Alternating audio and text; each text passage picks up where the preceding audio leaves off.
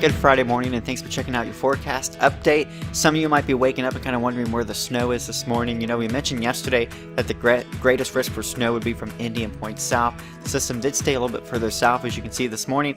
Very unorganized. We have a few flurries flying around.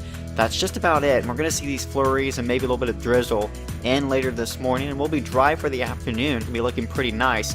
Now, I want to show you the snowfall reports across the area. Again, snowfall was really focused to our south. Areas like Terre Haute, Bloomington, Columbus, between 1 and 2 inches. Did see a report out of Ellisville where there was about 2.5 inches of snow. So again, that snow pretty focused down in portions of south central Indiana. Meaning here in Indy, we just don't have much of any snow to worry about this morning. So that's good news. I have really not much trouble on the roadways. Nothing you'll need to scrape off and shovel today. And looking at the forecast, it's looking up here if you're ready for some spring weather this weekend.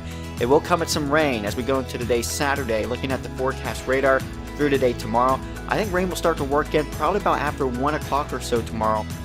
It's going to turn very wet tomorrow afternoon and evening. Showers, could be a few embedded thunderstorms, and the winds are going to be a big story as well. The winds will increase. We'll see some wind gusts possibly getting over 35 to 40 miles per hour here.